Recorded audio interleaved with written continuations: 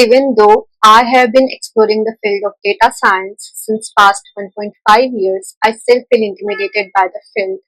And I'm pretty sure a lot of you can relate with me on that. In this video, I wanted to share a few steps which a beginner can follow so that they have a mental roadmap of what all there is to be covered. It would also make them feel more confident in their skills, and whenever there might be some conversation happening around some project, or whenever they are following some resources or something, they understand what the conversation is about, not on a deep level, but at least at a higher level, they understand what is happening. I would like to call this the step zero of becoming a data scientist. The first thing that you need to do in the step zero of becoming the data scientist is you need to understand what data science is and what are the real world applications of data science. Once you understand that fully, you can move on to the second step. The second step is understanding different data roles.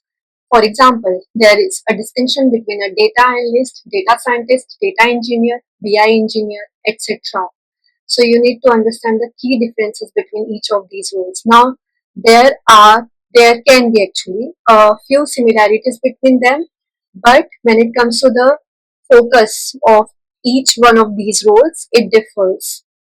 So you need to understand that. Also, when it comes to working on real world data science projects, mostly you won't be working on a project alone. You would be collaborating with a lot of other people.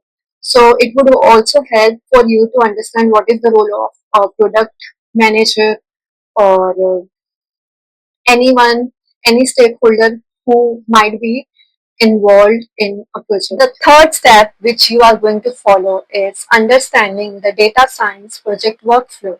Just get a high level overview of it, understand what is data collection, data preparation, data cleaning, deployment, all of these terms, and what is the use. I'm going to talk about the last step of step zero of becoming a data scientist.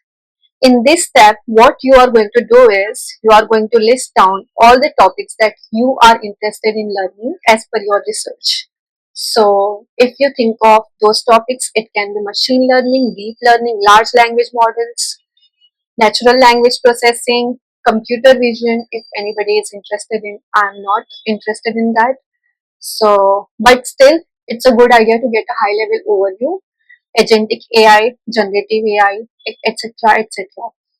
Once you list down everything that you would want to learn, your you you have to list down the topics and subtopics. Then for each of those topics and subtopics, you would write down a simple definition. It can be one liner or it can be of 2-3 lines, just for your understanding, so that you understand what it exactly means. Whenever that term comes up in any discussion or in any resource or any sort of communication, you understand what it exactly means and you don't feel like. In the coming videos, I'm going to start with a series wherein I'm going to cover the key terminologies related to the data science concepts for you, like machine learning, stats, etc. You must have already gotten an idea of it.